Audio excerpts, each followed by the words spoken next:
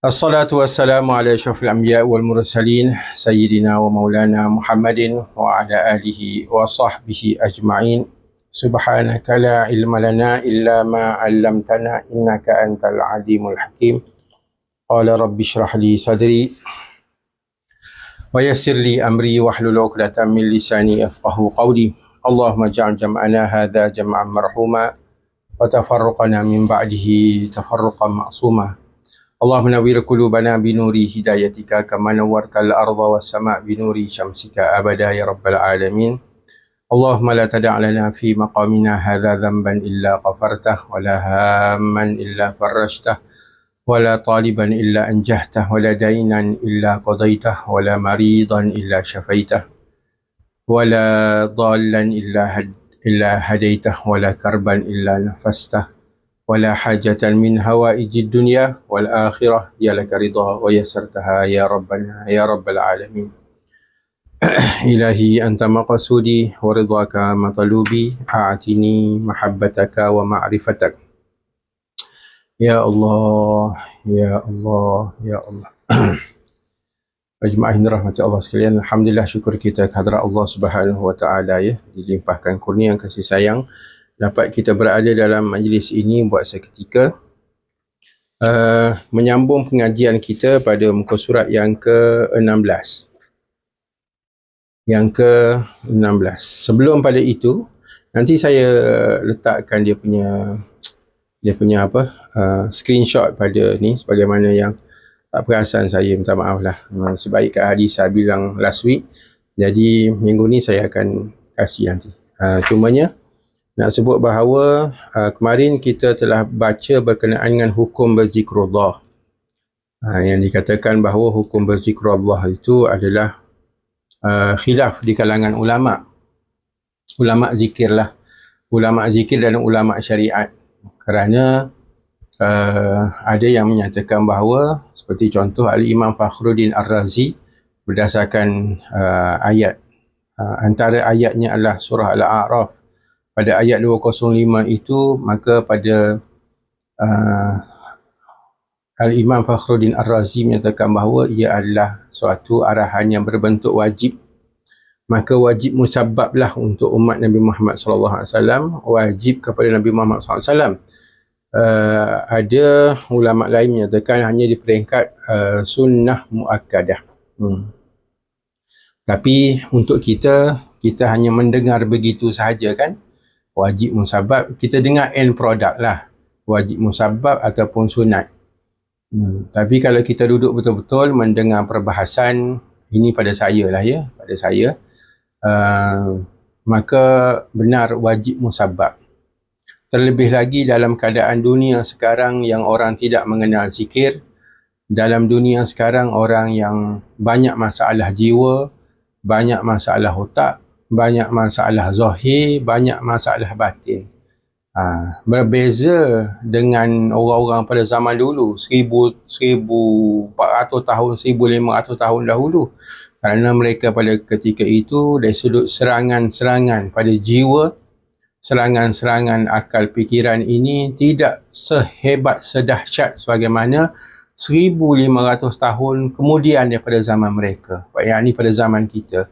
Zaman kita ni banyak sangat surat khabar, tak tahu berapa puluh surat khabar, channel TV, beratus-ratus channel TV, channel news, berpuluh-puluh, beratus channel news, handphone, macam-macam ada dalam handphone, macam-macam bernamij. Bernamij tu apa? Program dalam handphone tu, apps ni yang pelbagai, yang kita boleh lihat orang pada hari ini ni, daripada dia mengadap Quran, dia lama lagi mengadap handphone dia. Daripada dia pegang Quran, pegang tasbih, lama lagi dia pegang handphone dia. Jadi hal-hal sebegini ni memerlukan kepada, hal-hal sebegini ni sebenarnya adalah satu penyakit. Kerana tidak pernah dalam sejarah kehidupan manusia ni orang pegang sesuatu tak lepas-lepas. Orang dulu pegang tasbih tak lepas-lepas.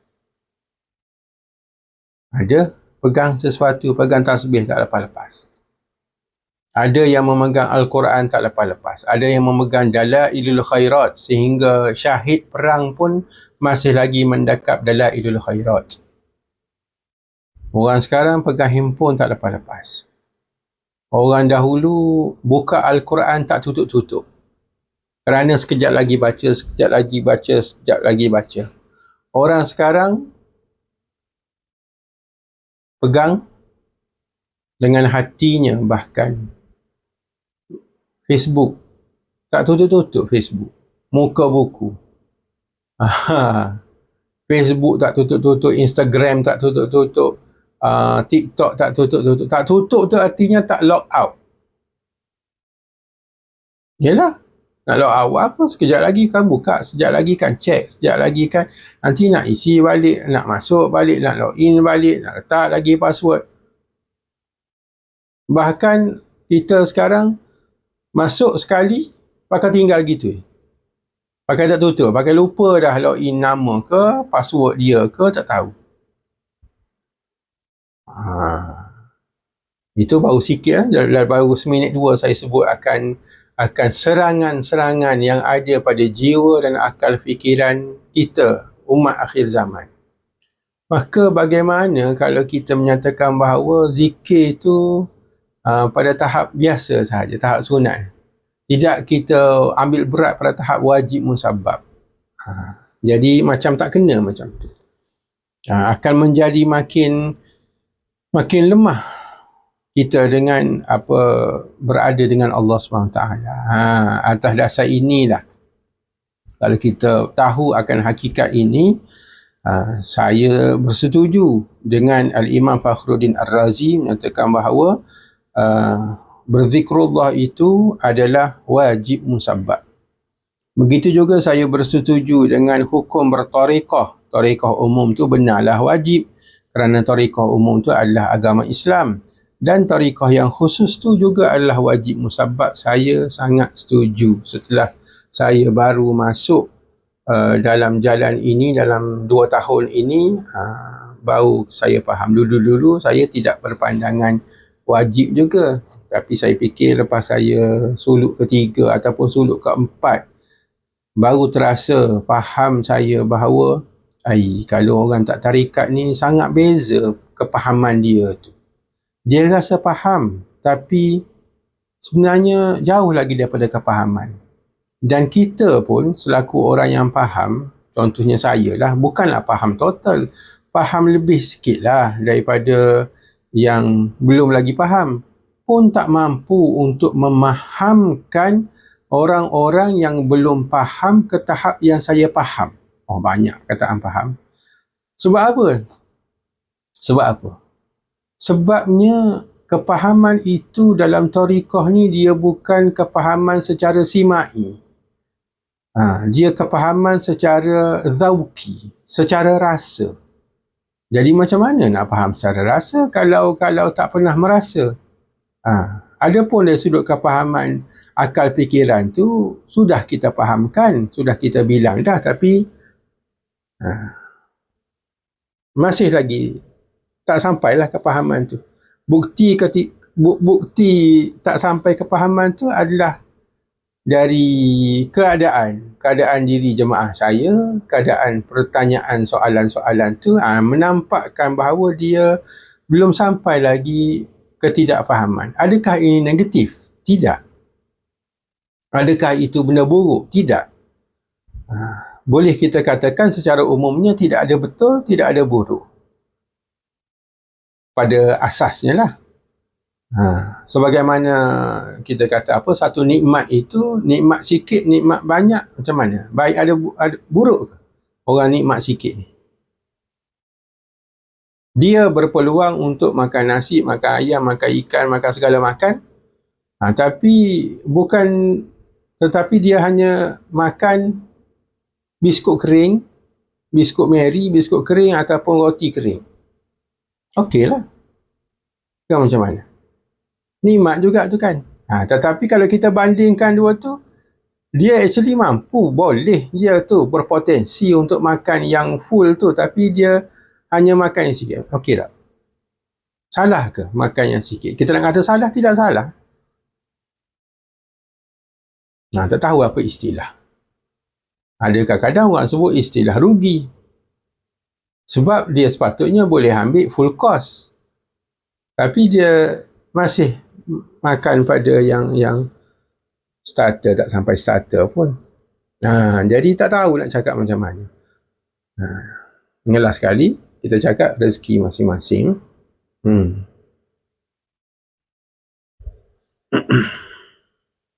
Jadi begitu hukum bertarikat kita dah baca. Kemudian kita baca juga berkenaan dengan muka surat 14 berbagai sudut yang mewajibkan tariqah sufiah ke atas seseorang. Sudut pertama, sudut kedua. Dia sebut dekat sini yang kita dah baca lah. Sudut pertama tu iaitu kerana keperluan zikir. Dan zikir ini orang tak sampailah kepada zikir darajat kalau tidak bertariqah. Sudut kedua adalah untuk meningkatkan ilmu ke tahap ilmu zauki. Bukan hanya sekadar ilmu simai sahaja. Tapi saya duk berasa-berasa bila saya cakap macam gini ni, di sinilah terselitnya perkara-perkara yang mungkin tak dipahami lagi bila kita sebut berkenaan dengan zikir itu. Sebab kita masih terbawa-bawa dengan pesen zikir kita yang selama ini. Begitulah yang saya fikir bahawa kenapa ramai orang merasakan tidak perlu bertariqah. Kerana kalau nak cerita pasal zikir, kita sudah berzikir. Gitu. Kita sudah berzikir. Tetapi yang pihak orang bertariqah ini maksudkan zikir itu bukanlah zikir sebagaimana biasa. Sebagaimana zikir yang kita jalani dalam lepas solat ataupun in between kehidupan kita ni, kita ada zikir. Berapa-berapa jumlahnya, la ilaha illallah 500, 1000, qul huwallah 100, Fatihah 100. Apa-apalah kita zikir. Kita rasa kita sudah berzikir di situ. Tapi hakikatnya kalau kita teliti, kita belum lagi maknai zikir itu dengan zikir yang sebenar. Zikir hanya pada satu makna sahaja. Zikir pada satu makna tu apa maksudnya? Zikir pada sebutan di lisan. Kebanyakan orang kalau dia berzikir, dia hanya memaknai pada satu makna, iaitu zikir lisan.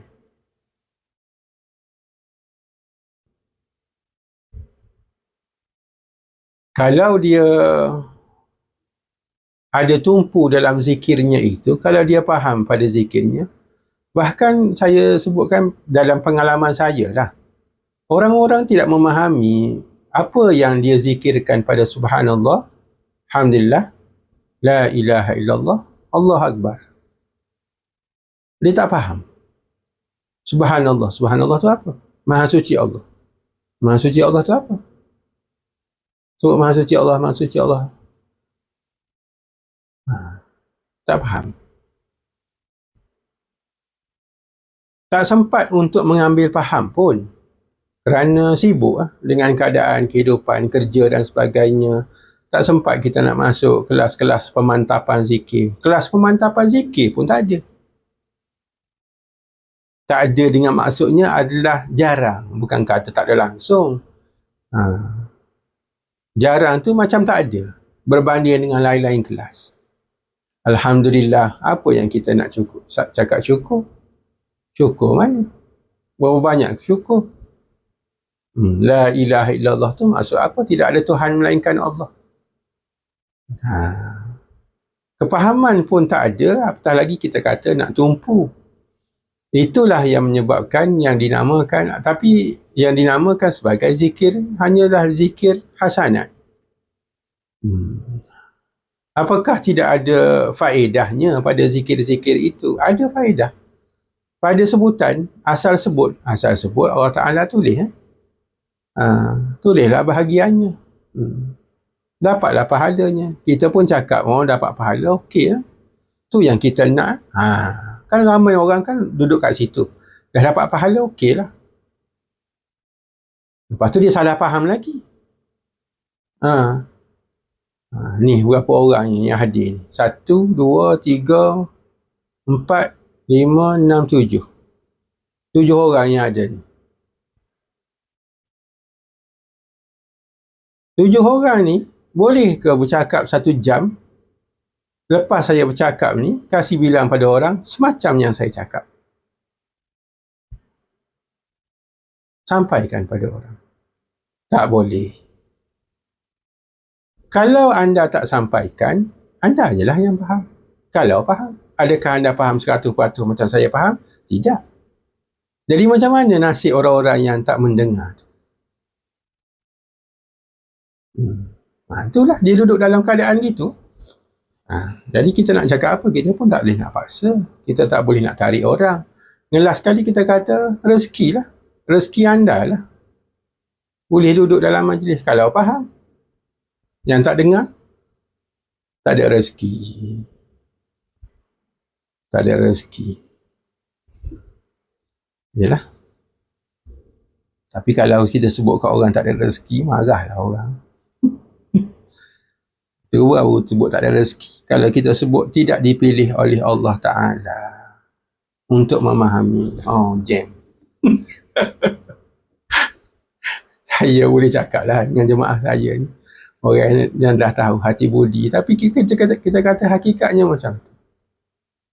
Tu sebab tu jadi ke tak jadi tu. Kan, faham pun tak faham apa yang dizikirkan, hanya sebut saja. Lepas tu dia salah faham pula. Salah faham apa tu maksudnya ialah dia ingat dia zikir banyak tu yang boleh memasukkan di dalam syurga. Tentu tidak. Kalau dah beramal banyak belum tentu masuk syurga, ya tentu tidak. Masuk syurga bukan kerana banyak amal. Masuk syurga bukan kerana banyak zikir, tapi kerana rahmat Allah Ta'ala. Rasulullah SAW sebut gitu. Lalu sahabat pun bertanya, apakah engkau juga ya Rasulullah masuk syurga dengan rahmat? Ya, Rasulullah SAW kata, saya juga masuk syurga bukan kerana amal saya, tapi kerana rahmat Allah Ta'ala. Kalau Rasulullah SAW saja masuk syurga bukan kerana amal ibadatnya, sedangkan amal ibadatnya itu setiap saat bertambah.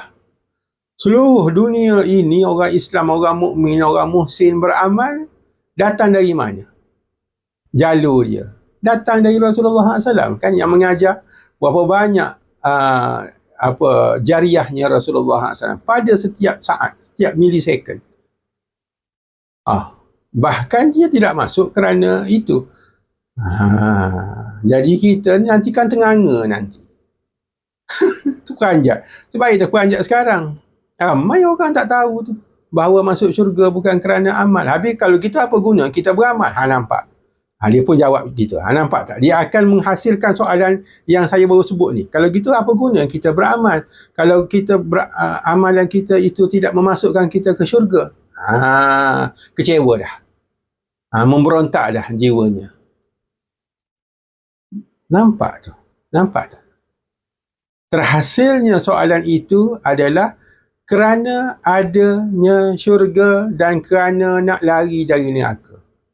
Kalau bukan kerana adanya syurga dan kerana adanya neraka yang kita nak lari, agak-agak orang beramal ke tidak? Orang tak beramal.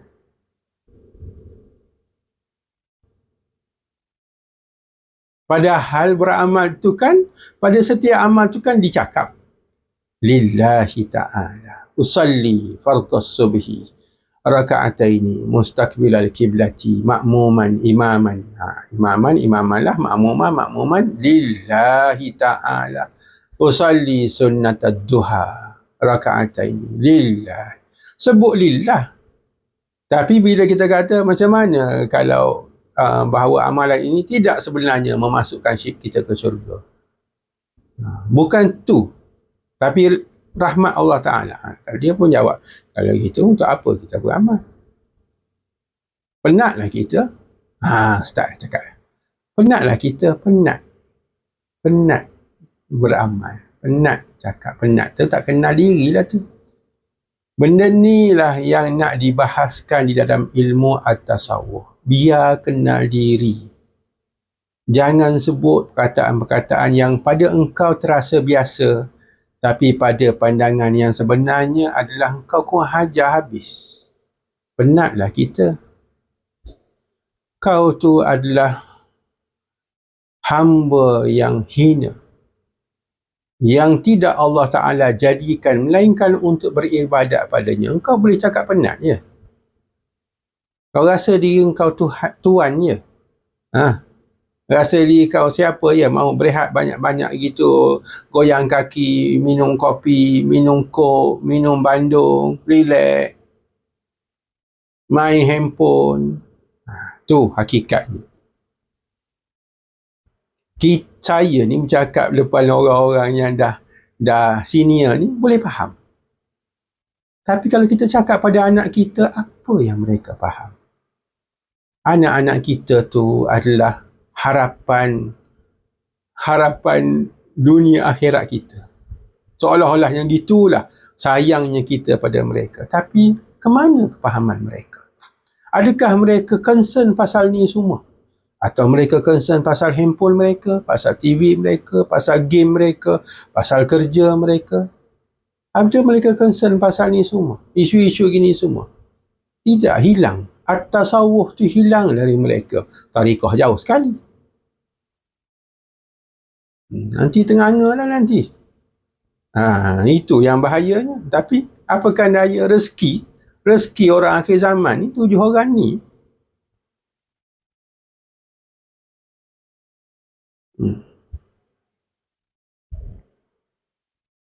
Rezeki. Seram tak? Seram. Kan nak kira tak memahami. Beramal saja tak faham, yang dibaca saja tak faham, hala tuju kepada beramal tu tak faham, tak sampai. Akhirnya berhenti pada pahala. Kalau tak dapat pahala, tak dapat syurga. Macam mana? Apa guna kita beramal? Tak kenal rupa-rupanya. Rupa-rupanya selama ini beramal tu tak kenal untuk siapa. Kerana apa? Adakah itu berlaku pada anak-anak? Orang tua berlaku juga.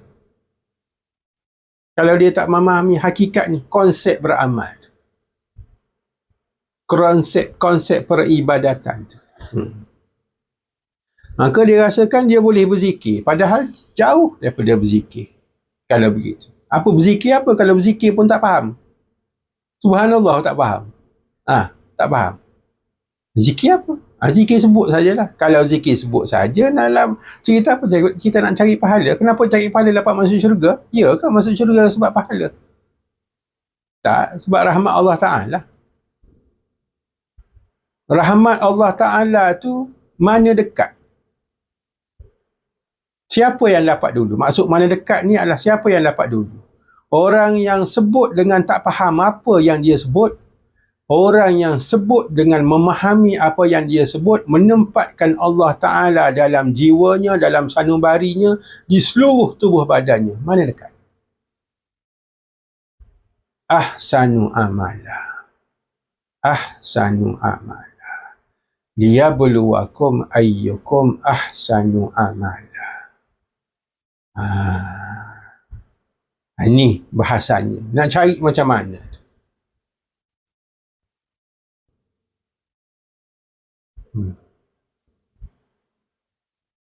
Maka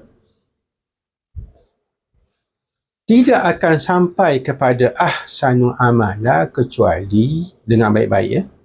Tidak akan anda dapat mencapai ahsanu amala, amalan yang terbaik, kecuali anda masuk ke wilayah al-ihsan. The third pillar, the most important pillar dalam the 3 pillars of Islam. Rukun Islam, rukun iman, rukun ihsan. Kerana ihsan itu adalah melaksanakan semua ibadah dan kehidupan kita ini bagaikan kita beradab dengan Allah Ta'ala betul-betul. Jadi dia tak sebarang-sebarang.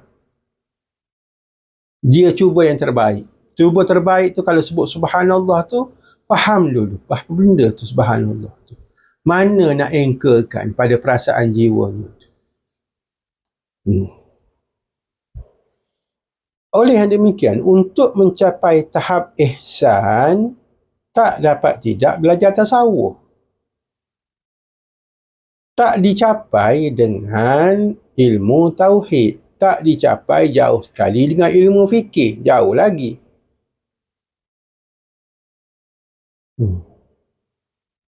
Kena belajar ilmu tasawuf. Sebut tasawuf sahaja orang pun half-hearted. Menghalusi dalam jiwa. Nak belajar ilmu tasawuf, dia bukan cerita belajar saja. Kalau belajar saja, dia orang panggil belajar teori. Belajar fikih saja, belajar sembahyang saja, tapi tak sembahyang. Macam mana nak faham? Tak faham juga kan ilmu fikih tu. Ilmu fikih sembahyang tu kena praktikal. Nak praktikal, kena mengikut mana metodologi, school of thought tu. Syafi'i kah, Maliki kah, Hanafi kah, masuk mazhab. Sama jugalah dalam bab tasawuf ni, nak tasawuf belajar saja tanpa praktikal. Ataupun nak praktikal sendiri, nak zikir sendiri. Ada kata zikir, kita zikir sendiri. Boleh jadi tak? Tak tahu boleh jadi ke tidak, tapi cuba anda bayangkan. Seseorang yang tidak pernah sembahyang, belajar tentang fikih sembahyang, bukan belajar tentang fikih sembahyang, tahu bahawa rukun Islam tu ada sembahyang, 2 kalimah syahadah, kemudian bersolat 5 waktu. Sebut gitu, solat 5 waktu. Sembahyang. Boleh tak? Dia mampu tak sembahyang? Mampu sembahyang. Dia tengok orang sembahyang, dia pun sembahyang. Kita pun tengok orang zikir, tengok itu ini, kita pun zikir. Tu nampak satu level tu. Sama ke tidak dengan orang yang belajar sembahyang tu satu persatu rukun-rukunnya berdasarkan mazhab? Sama ke tidak orang yang berzikir, tengok begitu dengan belajar betul-betul berzikir? Bagaimana makna zikir, pemaknaan pada batin, sebutannya macam mana? Sama? Tak sama. Tentu sekali tidak sama. Sangat tidak sama. Sangat tidak sama. Saya sebut atas kapasiti saya.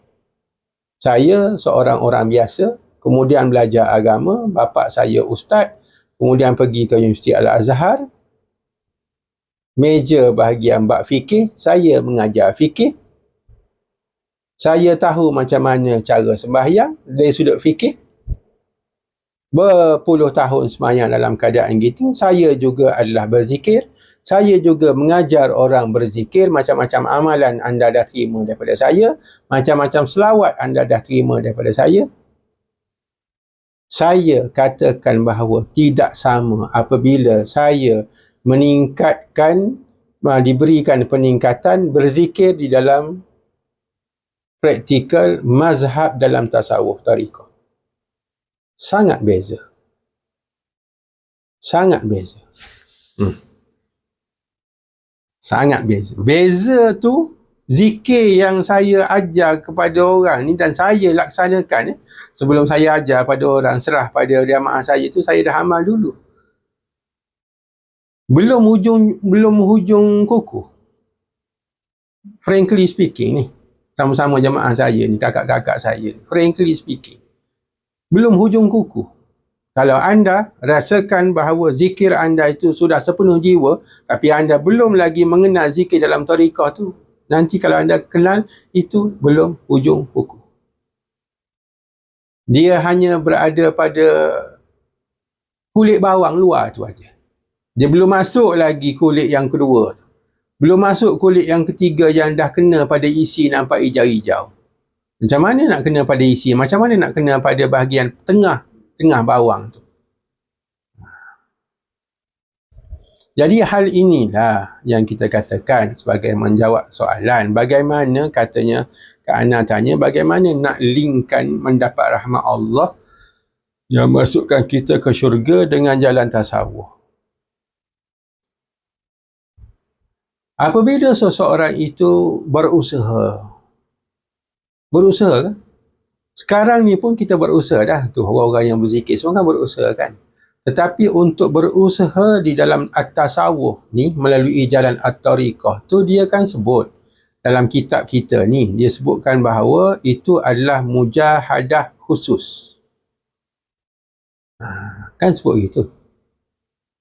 Siapa yang berusaha lebih, tentulah Allah Ta'ala memandangnya lebih, rahmatnya lebih, pencariannya lebih. Apa tak lebihnya? Orang yang berzikir biasa mencari pahala dan syurga. Orang yang berzikir darajat mencari semata-mata Allah. Sama ke? Mencari makhluk dengan mencari creator himself. Tentu sekali tak sama. Ni sahaja tak faham ni. Yang ni fakta yang saya cakap baru cakap nanti kan, ni saja orang biasa tak faham. Maksud orang biasa tu adalah orang yang tak belajar. Anda sekarang dah dengar dah. Dah dengar dah penerangan saya, anda faham lah. Tanya pada anak kita. Tak tahu apa. Tak tahu apa. Ini fardu ain. Orang yang sudah boleh membaca Quran kan. Saya cakap ini minta maaf. Orang yang sudah boleh membaca Al-Quran, dia dah boleh baca Quran. Tajwid-tajwidnya betul. Mana lebih utama, dia pergi belajar Quran ke dia duduk dalam majlis saya ni? Yang saya tengah cerita tentang fardu ain bab zikir. Fardu ain ni. Fardu ain bab rukun ihsan. Fardu ain rukun ihsan tak lepas lagi. Anda sudah mula pergi ke cabangan fardu ain baca Quran yang anda dah selesai. Anda mulai masuk bahagian cabangan.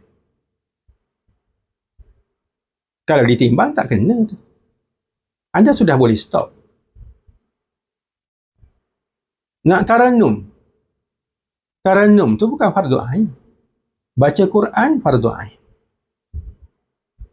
Kenal huruf dan boleh ngeja, boleh baca, paling tidak lagi tahu hukum tajwid yang asas. Cukup fardu ain. Tapi bila kita sebut berkenaan dengan zikir, tak tahu apa. Tak boleh. Tak boleh pergi ke majlis Al-Quran yang cabangan sedangkan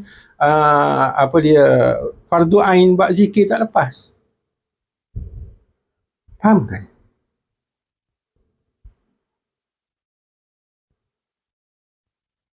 Anak-anak kita belajar macam-macam. Quran tak lepas.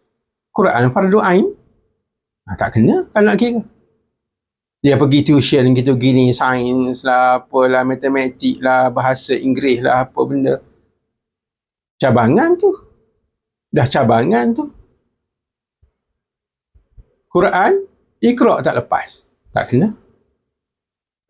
Siapa tu nak kena soal tu? Mak bapak. Kena soal nanti. Oleh Allah Ta'ala. Tak selesai fardu ain anak engkau. Kalau dia tu dah dewasa, jawab sendiri. Allah Ta'ala tanya. Ni. Asas pada segala asas. Fardu ain bab fikih selesai. Fardu ain bab tauhid sifat 20 selesai dah. Fardu ain rukun-rukun iman tu. Seterusnya fardu ain tauhid. Fardu ain tasawuf. Fardu ain tasawuf ni adalah berkenaan dengan zikir. Sebab tidak sampai kepada ihsan tu melainkan dengan zikir. Bukan saya sebut ni. Alim ulama ni ada dalam kitab ni kan, kita dah baca banyak kali kan.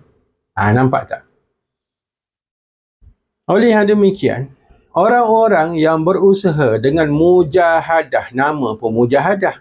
Mujahadah, usaha yang gigih, khasah, menjalani zikir, bukan zikir biasa. Zikir yang sepenuh waktunya. Orang lain berzikir pada waktu-waktu tertentu, putus zikir. orang yang bertarekah tu dilatih dia tu supaya mencapai tahap berzikir sepenuh waktu. Bukankah itu akan lebih segera mengundang rahmat Allah Ta'ala? Kalau dia dah dapat rahmat Allah Ta'ala, bukankah itu akan menyebabkan dia itu boleh masuk dalam syurga? Berbanding dengan orang yang belum di tahap ni. Kalau nak dibandingkan, sangat beza. Tonton tak tadi video Syekh Dr. Jahid yang saya letak tu? Iaitu orang-orang yang bertarekah ni, dia akan lebih beradab dengan Allah Ta'ala. Sebab dia merasa-rasakan Allah Ta'ala tu sentiasa memerhatikan dirinya. Bukan sebut mulut, betul-betul rasa dalam hati. Sehingga mereka memenuhkan waktu mereka itu hanya duduk dengan Allah Ta'ala. Bukan suatu keterpaksaan, bukan suatu keletihan, tetapi itulah suatu kerehatan dan keseronokan untuk mereka. Lalu mereka menjaga adab. Bila menjaga adab tu menyebabkan hadirnya rahmat dan redha Allah Ta'ala tu pada dia. Namanya saja sering-sering disebut oleh Allah Ta'ala. Dia saja sering-sering dikenang oleh Allah Ta'ala. Sebab fazkuruni azkurkum. Kita pun jaga, kita pun ada juga ingat Allah Ta'ala. Kita ingat berapa jam? 5 jam. 7 jam. Dia ingat sepanjang hari. Tidur pun ingat. Macam mana boleh sampai? Nah, inilah benda yang menjadi suatu fikiran, alham pada saya satu waktu dahulu. Macam mana orang ni boleh berzikir lama, boleh berzikir banyak? Macam mana? Sedangkan aku zikir juga. Aku ni bahkan ngajar orang zikir dah, amalan-amalan, tapi putus zikir aku. Macam mana? Macam mana cara mereka berzikir? Ada cara. Disebutkan ada cara gitu gini. Tapi dia tak, macam saya cakap ni lah, macam tak cakap habis. Of course, tak cakap habis. Nak cakap habis apa? Ni bukan kelas tarekah Naqsyabandiyah Khalidiyah, ni kelas tarekat umum, pengajian tarekat tasawuf umum.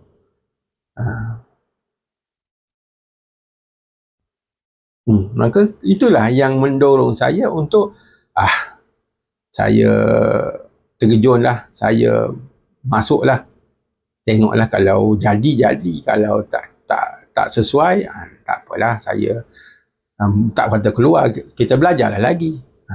Gitu. Nah, masuk, ambil baiat.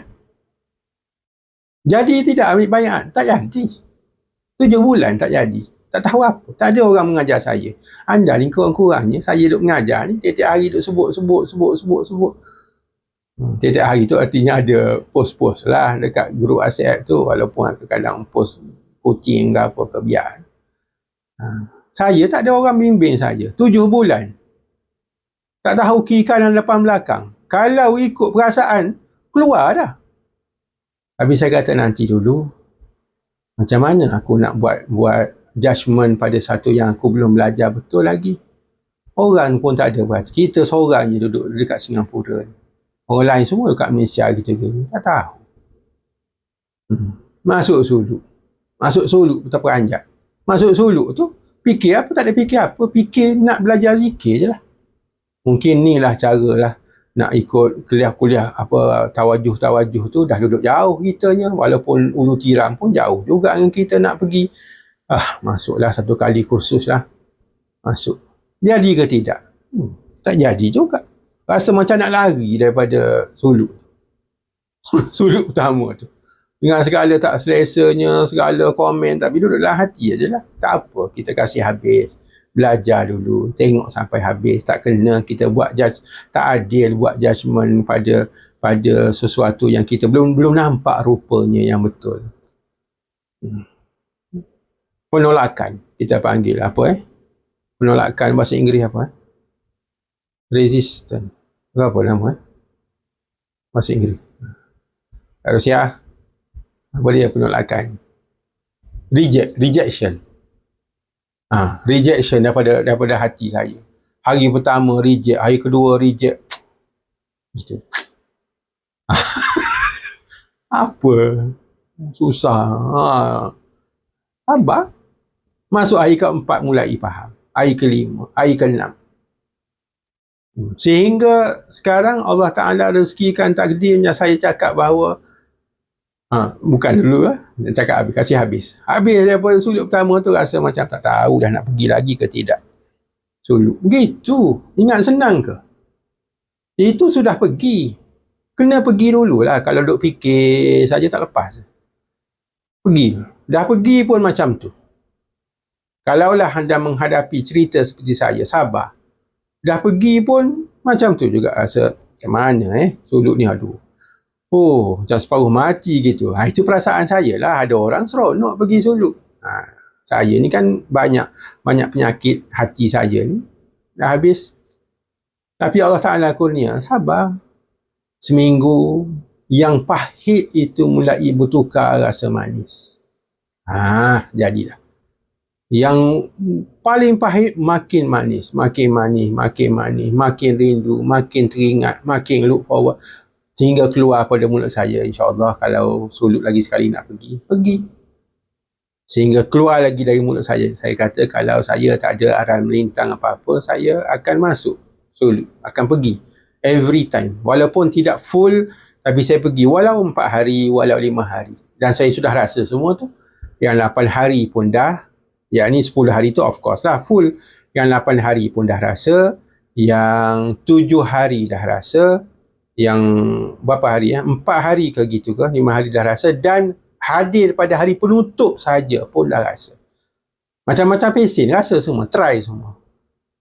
Nak try kan, try. Baru rasa, tak cukup, 4 hari tak cukup. Kalau gini tak cukup. Yang cukupnya berapa hari? Itu masing-masing punya rasa lah, tak boleh ukur. Usaha apa tu? Usaha untuk mencari jalan macam mana untuk sampai kepada zikir rasa, zikir yang tak putus, zikir yang bila aku sebutkan maka aku merasakan Allah Ta'ala itu membalutiku dengan rahmatnya. Usaha. Jadi usaha-usaha yang sebeginilah Allah Ta'ala sebut, man jahada fina lanahdiyannahum subulana. Barang sesiapa yang bermujahadah, berusaha gigih, fina. Imam Ghazali menafsirkan ayat ini, fina itu adalah dalam usaha untuk mengenal kami, makrifah kepada kami, menjalani zikir Allah.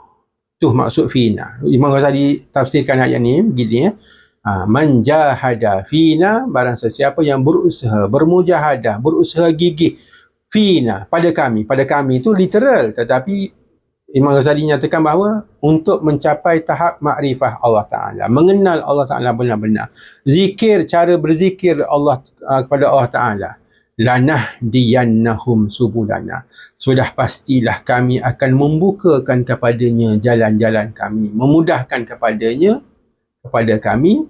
Orang yang kalau dia sampai kepada Allah Ta'ala, betul-betul inilah linknya bahawa dia akan memperolehi sepenuh rahmah untuk masuk ke syurga. Dan syurga itu bukanlah destinasi akhir. Sebagaimana firman Allah Ta'ala pada akhir surah Al-Fajr, ya ayyatuhan nafsul mutmainnah irji'i ila rabbiki radiyatan mardiyah. Wahai jiwa-jiwa yang tenang,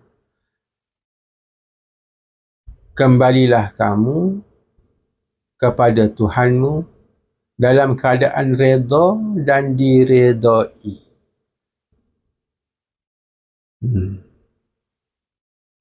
Redha untuk menjalani jalannya Rasulullah SAW. Kita tak tahu jalan Rasulullah SAW macam mana. Anda tahu jalan Rasulullah SAW macam mana? Kita dah ingat jalan Rasulullah SAW ni adalah itu sunnah. Ya sunnah lah. Lepas tu Rasulullah SAW zikir apa? Semayang. Rasulullah SAW semayang. Kita semayang. Rasulullah SAW semayang macam mana? Kita semayang juga. Kita baru first part. The second part, Zikri tu, aqimis salata li zikri tu. Rasulullah SAW tu sembahyang, katanya Siti Aisyah, Masya Allah, tidak dapat digambarkan lagi bagaimanakah khusyuknya Rasulullah SAW. Benar dia. Benda tu yang kita lack sekarang. Sebab itu, kalau kita perhalusi lah, saya cakap betul, frankly speaking, kalau kita perhalusi benar-benar, kita sembahyang tapi tidak sembahyang, kita zikir tapi tidak zikir, kita berdoa tapi tidak berdoa, semua tak kena. Ni kalau video ni, kalau kita buka, ada orang share dekat Facebook ke mana, habis lebur, acul lebur habis. Acul lebur lah ustaz tu, saya ni. Awal pun datanglah orang-orang jahil datang komen. Dia je yang betul. Kita ni semua dalam keadaan salah. Tapi kalau kita bahaskan betul-betul, sembahyang apanya? Khusyuk tak ada, zikir tak ada. Sembahyang zikir? Pun orang tertanya-tanya.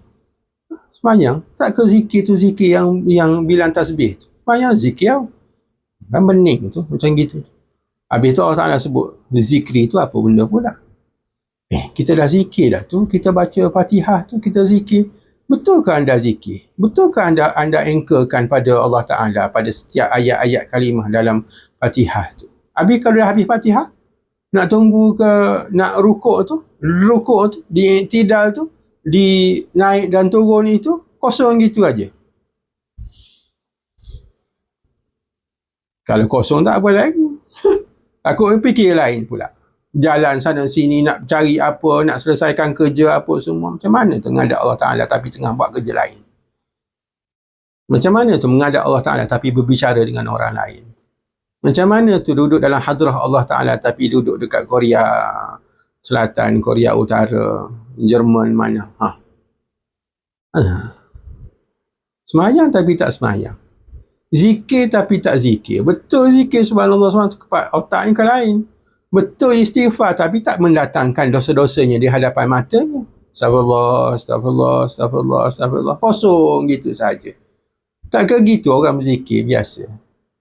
Tak, kita tak. Anda dah belajar, adalah perasaan macam tu. Tak tanyakan pada orang lain tu, pada sahabat handai kita. Apa yang mereka rasa?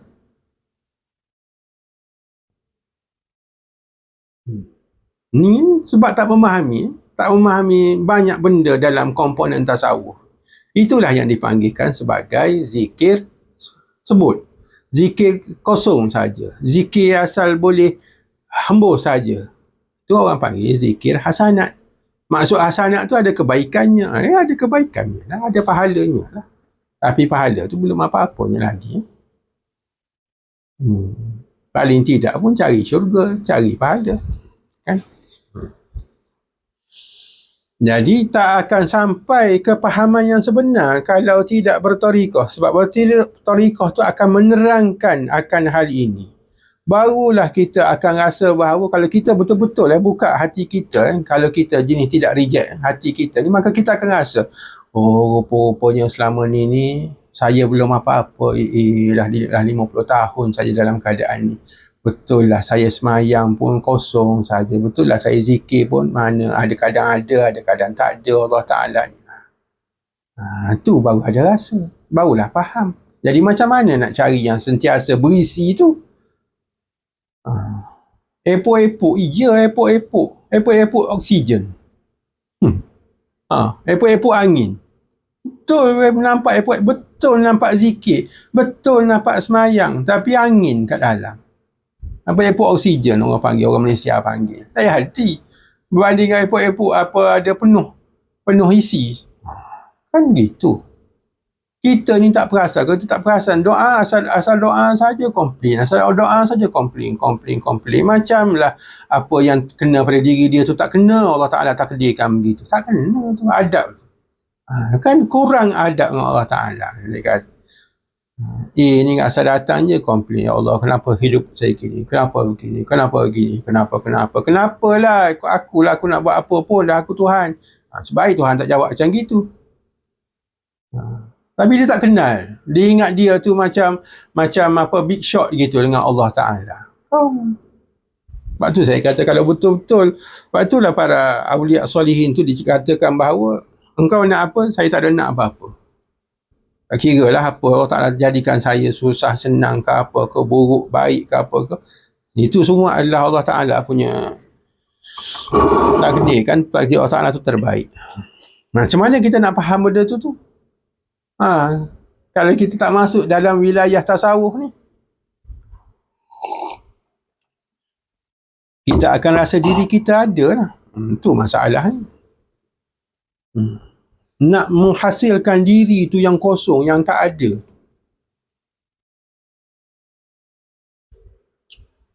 Jadi gitu. Dia kata yang keduanya adalah warid al-intibah. Warid al-intibah pula.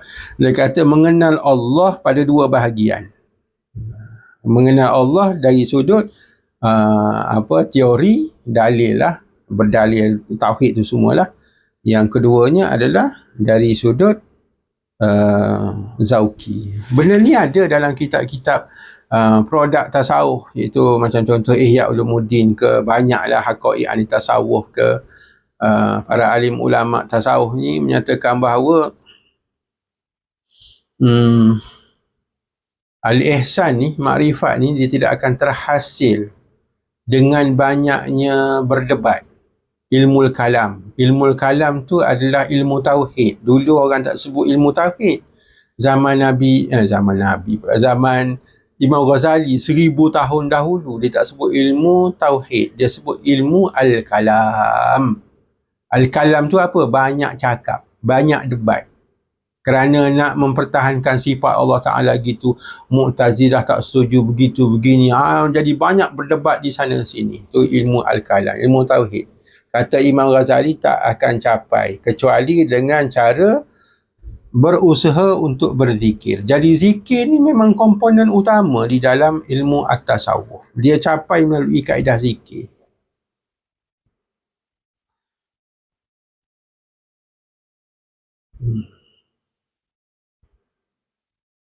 Tu belum lagi kita kata nak buka bahawa zikir tu adalah penyelesai kepada segala masalah kita. Masalah kesihatan, masalah jiwa, masalah kerja, masalah hilang barang, masalah jin, hantu, setan, mambang, zikir. Tapi zikir apa?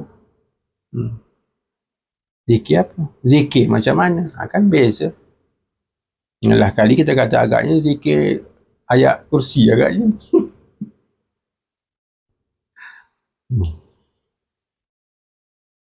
Minum belajar. Habis.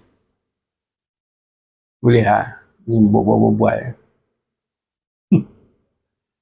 La ilaha illallah. Lain tempat.